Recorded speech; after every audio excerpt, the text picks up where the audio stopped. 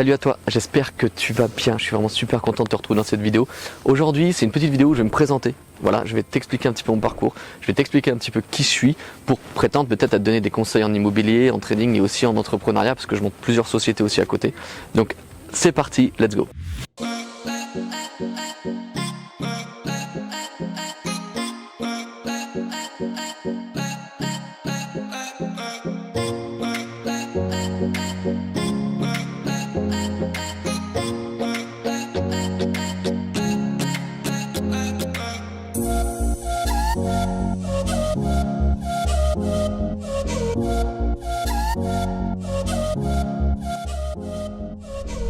Donc voilà, je me présente, je m'appelle Amalric, j'ai 31 ans, et ouais, à l'heure où je tourne la vidéo. Et je vais te raconter un petit peu d'où je viens. En fait, si tu veux, pour commencer, moi je viens d'une famille ouvrière. Maman infirmière, papa électricien, qui vraiment, j'ai été tout de suite éduqué dans cet aspect que si je devais réussir ma vie, bah, finalement il fallait que je fasse des études. Mais en fait, il s'avère que j'étais excessivement mauvais à l'école et vraiment je comprenais rien, c'était une catastrophe. Pour donner un ordre d'idée, en troisième, j'avais 4 de moyenne en mathématiques, 3 de moyenne, 3-4 de moyenne en histoire géo et à peu près 10 en français. Et c'était assez catastrophique, donc tu sais quand tu as des mauvaises notes, qu'est-ce que tu fais? Et ben rapidement on t'oriente vers un BEP et un CAP. Et par chance, ce BEP c'était un BEP agricole qui était en biqualification avec les métiers de la montagne. Donc je pouvais choisir de faire pisteur secouriste ou moniteur de ski. Et en fait, si tu veux, donc j'ai décidé de faire pisteur secouriste à l'époque, un petit peu au hasard. Et je me suis voué une passion pour le secourisme et quelque chose d'incroyable. Enfin, j'avais ce déclic de me dire yes, je sais ce que je veux faire de ma vie, parce que j'étais complètement paumé, j'étais vraiment un gamin entre guillemets qui était complètement perdu à cette époque. Mais enfin, j'avais trouvé cette opportunité de se dire je sais ce que je veux faire du secourisme. Donc assez rapidement, je suis un des plus jeunes diplômés de France en tant que pisteur secouriste, qu'à peine à 18 ans j'étais diplômé pisteur. Et j'ai adoré parce que j'ai fait pas mal de saisons finalement en tant que pisteur. Donc pisteur secouriste, tu ne sais pas c'est quoi, tu sais, c'est les personnes qui ramassent les blessés dans les stations de ski, avec les traîneaux, la barquette, on est en ski, puis quand il y a des personnes qui se font mal, et ben on va les secourir en montagne en fait, tout simplement. Et de fil en aiguille, je me dis, mais Amal, c'est super, mais il te faut quand même un diplôme, peut-être au moins un bac. Et ça, le pisteur, c'est cool l'hiver, mais l'été, il n'y a pas de neige, qu'est-ce que tu peux faire? Et c'est comme ça que je me suis lancé dans un bac pro sécurité et prévention. Et que j'ai découvert finalement que j'étais peut-être un peu intelligent parce que ce bac pro, il m'a énormément plu. Et du coup, je me suis retrouvé major de promo, j'avais d'excellentes notes. Et des diplômes surtout comme ça chez les pompiers. Donc pour moi, j'avais trouvé ma voie, c'était pisteur, c'était pompier, tout était nickel, en fait tout roulait si tu veux. Et qui était parfaitement aussi aligné finalement avec l'éducation qu'on m'avait donnée, parce que bah voilà, j'étais employé dans la fonction publique, donc parfait si tu veux. Et en fait, ce qui s'est passé, c'est que j'ai eu un très très grave accident de parapente. Et quand je te dis un grave accident de parapente, tu sais, c'est le genre d'accident qui, on va dire, métamorphose un petit peu ta vie. Et c'est pour ça qu'en fait, tu me vois avec des cicatrices, tu vois que j'ai un œil, on va dire, peut-être un petit peu bizarre. Et c'est pour ça qu'aussi, j'ai monté ce concept d'Heroes Mindset qui permet aux personnes justement de les aider à accepter leur handicap et leur traumatisme et de s'aimer en fait finalement. Parce que c'est des étapes où j'ai dû passer par là. C'est-à-dire que, pour être un peu plus précis, j'étais donc en baptême de parapente et malheureusement le pilote a fait une erreur. Il a fait une erreur de pilotage. On s'est scratché, voilà, je me suis retrouvé à 10 mètres de haut accroché dans un arbre et en fait j'avais tapé la tête, si tu veux, assez fort contre un tronc d'arbre, hein. Donc en fait j'ai eu beaucoup de fractures, tout ce côté-là du visage était en fait fracturé si tu veux, et par chance je saignais un petit peu de partout, je saignais des yeux, du nez, des oreilles, je vais épargner les détails, mais voilà, je saignais un petit peu de partout, ce qui fait que le sang n'a pas comprimé mon cerveau, donc en fait j'ai pas eu de grave traumatisme neurologique, bien que j'avais des brèches qui pouvaient engendrer justement des méningites, donc c'était pas quand même génial, mais en fait si tu veux, voilà, je m'en suis plutôt bien sorti. Mais l'accident était tellement violent que bah, tu te doutes bien que j'ai failli mourir finalement et que je me suis retrouvé 2h30 accroché à 10 mètres de haut en haut d'un arbre et pendant 2h30 j'ai cru vraiment que j'allais mourir. Voilà. Il n'y avait pas d'autre mot. Pourquoi? Parce que la tête complètement explosée, que tu vomis malheureusement aussi un petit peu de partout, que tu sais que tu as une hémorragie et que quand tu vois le sol, tu es à 10 mètres de haut et tu sais pas si tu as la voile qui tient je ne sais comment dans les branches va pas chuter et tu sais que tu vas pas résister à une seconde chute. Tu sais que bah voilà, parce que la fin elle est là, Et je me souviendrai toujours le lendemain, dans mon lit d'hôpital, j'ai eu une sensation extraordinaire de vivre en fait. Et ça je l'avais jamais eu, de me sentir autant vivant et que finalement tout ce qui pouvait se passer après par la suite, tout va être futile. Parce que bah, j'ai vécu peut-être la chose la plus grave qu'on peut vivre dans une vie, c'est perdre la vie, évidemment. Et en fait, si tu veux, bon, il s'en est suivi beaucoup de choses, beaucoup de stress post-traumatique, beaucoup de cauchemars, beaucoup de déni, beaucoup de colère aussi. J'ai dû être fort aussi pour mon entourage, ma famille, ne pas forcément fléchir. Mais il n'empêche que voilà, j'ai dû faire un gros travail d'acceptation qui m'a pris beaucoup de temps parce qu'au départ, vu que j'ai perdu la vision de l'œil droit, je sortais avec des lunettes, je voulais pas qu'on me voie. Je suis vraiment revenu de loin sur l'acceptation du handicap parce que j'avais beaucoup de séquelles et beaucoup de peur, beaucoup de craintes, beaucoup de préjugés. Je sais pertinemment c'est quoi par exemple de toujours être remarqué par les enfants quand ils te regardent un petit peu de travers parce qu'un enfant c'est innocent. Quand il voit des personnes standards et d'un coup il voit une personne qui a une petite particularité, l'enfant il est capable de rester 1 heure à te regarder et toi ça te déstabilise. Donc tout ça c'est des étapes que j'ai traversées justement dans l'acceptation du handicap et c'est pour ça que assez rapidement j'ai toujours su que cet accident j'allais en faire une force. Mais je t'avoue que je pensais pas que c'était une aussi grande force parce qu'aujourd'hui cet accident me permet d'avoir un état d'esprit, un mindset qui fait que je fais du trading, je fais de l'immobilier, je monte plusieurs sociétés, je monte aussi Heroes Mindset, j'aide les gens à accepter leur handicap, leurs différences et leurs traumatismes, j'aide aussi d'autres amis, enfin bref, je ne vais pas m'envoyer des fleurs, c'est pas du tout le but de ça, mais tout ça pour dire que change your mindset, change your life. Si tu changes ton état d'esprit, forcément que tu vas changer ta vie, et moi malheureusement je pense qu'il m'a fallu un grave accident pour changer complètement mon état d'esprit. Et finalement, aujourd'hui, quand je te parle, donc du haut de mes 31 ans, cet accident-là, je le remercie. Je le remercie, même si je t'avoue que c'est des douleurs au quotidien, même si je t'avoue qu'il y a des séquelles au quotidien. C'est un accident que je remercie énormément, parce que sans cet accident, aujourd'hui, je sais que je ne serais pas libre. En fait, je ne serais pas libre comme je le suis actuellement. Je ne vivrais pas la vie qui m'inspire, je ne vivrais pas la vie de mes rêves, finalement. Mes relations ne seraient pas aussi celles que j'aime au point que je les aime au jour d'aujourd'hui parce qu'aujourd'hui j'ai des relations vraiment extraordinaires avec des personnes que j'adore, que ce soit en amour ou en amitié. Donc vraiment aujourd'hui je suis extrêmement épanoui à ce niveau-là. Et je sais que cet accident il est pour quelque chose, il y a toujours un mal pour un bien. Et je reparle un petit peu d'Heroes Mindset parce que tout le secret d'Heroes Mindset c'est comment te faire en sorte que tes faiblesses deviennent une force. Et cet accident-là il a tellement été finalement fort et violent que j'ai su le transformer en force. Et donc voilà comment finalement j'en suis venu un petit peu à tout ça. Alors tu vas me dire ok Amal, mais comment ça s'est passé? En fait si tu veux ça a été assez long. C'est-à-dire qu'en fait au départ j'ai commencé à avoir des raisonnements assez logiques et simplistes de me dire mais pourquoi en fait je me lèverais le lundi matin pour aller travailler pour un patron. Et je me suis lancé au tout début si tu veux dans une reconversion professionnelle parce qu'en fait moi dans ma tête je voulais retourner secouriste malgré que j'étais déclaré inapte sur tout et que j'avais perdu à cause de mon accident tous les métiers qui me tenaient à cœur. Donc je pouvais plus faire pompier, je pouvais plus faire pisteur, je pouvais plus rien faire. Et donc du coup j'ai dû me reconvertir professionnellement après les multiples opérations chirurgicales. Et en fait je me suis dit c'est pas grave, je vais faire infirmier. Pourquoi infirmier? Je vais contourner un petit peu le système. C'est-à-dire, je me dis, je vais faire infirmier, pousser infirmier anesthésiste, et comme ça, je pourrais partir avec un SMUR et retourner dans le secourisme. Et il y a la chance que j'ai, c'est que, comme je te l'ai dit au début de la vidéo, ma maman est infirmière, elle m'a pistonné dans un hôpital, et grand merci à elle, mais finalement, c'était pas une opportunité pour moi.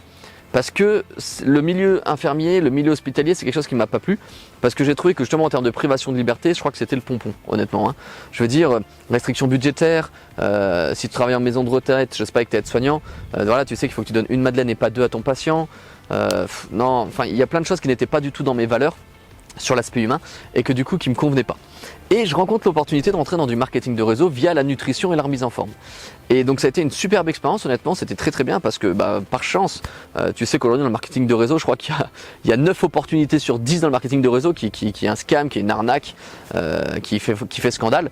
Moi j'étais tombé finalement dans la 1 sur 10 qui était un excellent marketing de réseau qui m'a permis de voyager, de bouger à Birmingham, à Londres, à Singapour, à Madrid aussi. J'ai pas fait les États-Unis, mais ça m'aurait quand même beaucoup plu. Mais voilà, ça m'a permis de bouger, de faire des séminaires incroyables sur le développement personnel avec vraiment des leaders et des entrepreneurs exceptionnels. Donc cette période-là, pendant 2-3 ans, j'ai trouvé ça vraiment extraordinaire. Mais à un moment donné, il y a quelque chose qui m'a un petit peu... voilà, j'avais mon business qui coulait un petit peu, même si j'avais monté une structure de 300 mètres carrés, il y avait quand même pas mal de personnes dans l'équipe. Mais si tu veux, quelque chose me dérangeait, c'est que je me sentais pas peut-être encore tout à fait libre en fait, si tu veux, tu vois. Même si il y a quand même des belles opportunités, mais il faut toujours que tu gères l'équipe, il faut que tu gères des indépendants qui n'ont pas le même mindset que toi, qui ont envie, leurs envies elles sont là, mais leurs actions elles sont là. Il faut que tu fasses justement du management avec eux, il faut que tu gères les produits, il faut que tu gères les stocks, il faut que tu gères la livraison. Bon, il y a beaucoup de choses qui étaient un peu compliquées, et puis j'avais fait des erreurs. Donc du coup j'avais fermé boutique et je me suis dit bon je vais me lancer dans autre chose. Et c'est là où je me lance dans l'immobilier parce qu'en fait je sais pas pourquoi, peut-être parce qu'avec mes parents j'ai déménagé au moins 15 fois quand j'étais gamin, mais l'immobilier c'est toujours quelque chose qui m'a plu. La pierre, je me suis dit il n'y a rien de plus concret que la pierre et ça m'a toujours plu énormément. Et du coup je me forme, voilà, je me forme dans l'immobilier comme tout le monde, j'achète des formations, je vais à des séminaires, je donne de moi et je me dis bon pas de souci, on va commencer par les fameuses étapes que tu verras justement dans une prochaine vidéo, les fameuses étapes pour soigner son profil bancaire, on va commencer par là, pour justement pouvoir lever des fonds. Donc ce que j'ai fait, c'est que j'ai arrêté l'entrepreneuriat, je suis allé choper un CDI pour faire du métro, boulot, dodo, m'avoir une pseudo-sécurité aux yeux du système bancaire. Et j'ai mis des économies de côté et j'ai investi dans mon premier bien immobilier. Et aujourd'hui, ce premier bien immobilier, pour te donner un ordre d'idée, quoi qu'il se passe, ce premier bien immobilier, dans 20 ans, il me rendra millionnaire. Quoi qu'il se passe. Donc, tout ça pour te dire quoi? C'est que n'aie pas peur des fois d'avoir des objectifs qui sont hauts. Parce que moi, si j'écoutais mon entourage à ce moment-là, bah, tu te doutes bien que alors, ma mère, ça a été une catastrophe, mais c'est normal, c'est normal. Ma maman, elle a une mentalité très employée, voilà, c'est logique que la mentalité entrepreneur, à l'époque, elle avait un petit peu de mal. Maintenant, elle est tout à fait, elle est plus à l'aise avec ça, on va dire.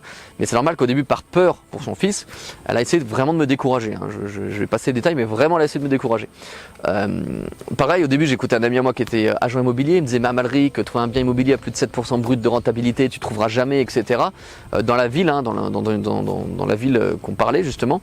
Et aujourd'hui, pour te donner un ordre d'idée, dans cette ville, j'ai 2 studios qui m'apportent 15% brut de rentabilité, plus une grande maison, j'ai mon appartement dedans, plus une colocation qui fait que ça me rapporte environ 11%, 10-11% brut de rentabilité en étant logé, et donc du coup, j'ai pas de loyer à payer. Donc du coup, si tu commences à écouter même des professionnels hyper calés dans certains secteurs, en fait, t'es foutu. Tu peux te fier un petit peu qu'à toi-même. Mais bon, on va pas se dévier du sujet. Et donc du coup, voilà, j'ai commencé par me former dans l'immobilier. J'ai fait une très belle opération et en fait, si tu veux, pendant ce bien immobilier-là, j'ai un ami à moi qui était trader et pendant que je rénovais ce bien immobilier avec lui, ce qui était me filer un petit coup de pouce, je me rappellerai toujours, on était en train de poser des plaques de placo justement au plafond, je les tenais, il les vissait, ça m'avait bien fait les épaules à cette époque-là. En fait, je discutais un petit peu avec lui, il me parlait de trading, il me disait mais tu sais Amalric, le trading ça se fait avec un carnet d'ordre, ça se fait sur le marché des futurs. Je lui disais mais arrête, moi le trading j'y comprends rien, j'y connais rien, tu me parles de trading, de loto, de paris sportifs ou de casino. C'est une chance sur 2 de gagner, voilà, ça me parle pas. Et il me dit une phrase extrêmement intelligente, il me dit mais Amal, tu sais que le capital que tu as mis en immobilier, tu le mettrais dans le trading, tu ferais beaucoup plus d'argent. Et là, ça m'a fait un petit peu déclic parce que dans ce moment-là, j'étais totalement dans la compréhension que pour moi, argent égale liberté. Point. C'est pas argent égale voiture, c'est pas argent égale femme pour certains, argent égale bijoux et argent égale téléphone. Non, moi, argent égale liberté. Totalement. Et c'est pour ça d'ailleurs qu'à un moment donné, au sein de mon parcours dans l'immobilier, quand j'ai obtenu cette liberté-là, à un moment donné, je me suis dit putain, mais qu'est-ce qu'il faut que je fasse? Parce qu'en fait, c'était pas une grande liberté, attention, hein. C'était pas une liberté à gagner du 5-6 000 euros net par mois, c'était pas ça. Mais c'était une liberté qui me permettait d'être nourri, logé, blanchi, de dépendre de plus personne. Cette liberté-là, ouais, je me rappellerai toujours, elle m'a vraiment demandé un travail de me dire ok, maintenant, c'est quoi le prochain objectif?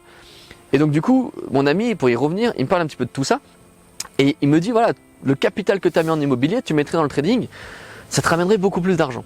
Et en fait, la graine a été semée. Ce que je fais, c'est que du coup, je vais sur YouTube, je regarde un petit peu ce qui se passe sur YouTube, et là, je vois qu'il y a beaucoup d'escrocs, énormément d'escrocs. Le monde de la finance, c'est horrible, le nombre d'escrocs qu'il y a là-dessus. Mais je comprends 2 choses. Je comprends que, en fait, c'est un vrai métier, qu'il y a des statistiques, des probabilités, et que c'est vraiment possible de gagner de l'argent avec ce métier-là. Et la deuxième chose, finalement, que je comprends, c'est que tout seul, ça va être compliqué. Parce qu'il faut arrêter de croire les conneries qu'on voit justement sur le net. Si tracer des droites de tendance, c'était être trader et gagner de l'argent, ça se serait, bien évidemment. Donc du coup, si tu veux, c'est resté comme ça. Et puis je me suis dit, bon, ok, intéressant. Et puis un autre ami à moi me parle du Geneva Trade Center. Et je me dis, ok, super, moi j'habite à l'époque, donc là, à Tournon-les-Bains. Le Genève, c'est à 45 minutes. Il me dit, mais va là-bas, il y a une salle des marchés, il y a plein de traders professionnels. Et en plus, normalement, à côté, il y a un espace de formation, ils peuvent te former. Si tu as peur de te lancer tout seul. Parce que moi j'ai trouvé ça suicidaire honnêtement de se lancer tout seul dans le trading, je me suis dit c'est impossible. Et aujourd'hui tous les traders professionnels le disent, tu te lances tout seul, tu vas mettre au moins 5 ans à être rentable, c'est-à-dire que dans 5 ans tu vas perdre de l'argent. Donc je me rends à Genève, je me rends dans cette salle des marchés, et là tout de suite j'ai été séduit parce que c'était sécurisant. Voilà, une structure, tu vois des gens en face de toi, tu peux leur parler, c'est pas comme si tu achètes une formation en ligne ou je ne sais quoi. Et donc c'était très très très sécuritaire et c'est comme ça du coup que je suis arrivé dans l'immobilier. Et après de fil en aiguille, voilà, finalement tu vois qu'il y a l'immobilier qui se construit, le trading qui se construit, d'autres sociétés aussi que je ne veux pas forcément divulguer qui se construit aussi à côté, plus les relations, les échanges. Et tu te rends compte que finalement, entre le moment où j'ai eu cet accident-là et le moment où ma vie a vraiment connu un gros virage, il s'est passé entre 7 et 10 ans. Parce que c'est vrai que déjà pendant 5 ans, je me faisais opérer. Voilà, tout le temps.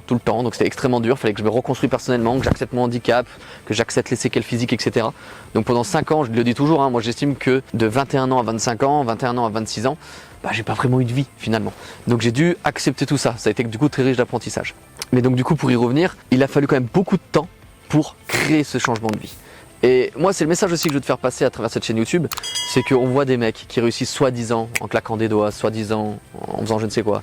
En fait, non, il y a très peu de chances que ça marche. Ça va marcher pour toi si tu es discipliné, si tu bosses, si tu as de la rigueur, si tu as envie, si tu as faim, si tu sais avancer, si tu progresses tous les jours au moins d'un petit pourcentage. Là, ça va marcher pour toi. Et surtout, si tu ne lâches jamais. Et ça, c'est extrêmement important.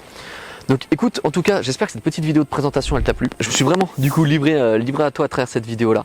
N'hésite pas à mettre en commentaire ce que tu as pensé de la vidéo. Moi, ça me ferait plaisir. Je pense que ça me toucherait en tout cas de voir quelques commentaires en dessous de la vidéo. Et je te dis à tout bientôt. Ciao, ciao.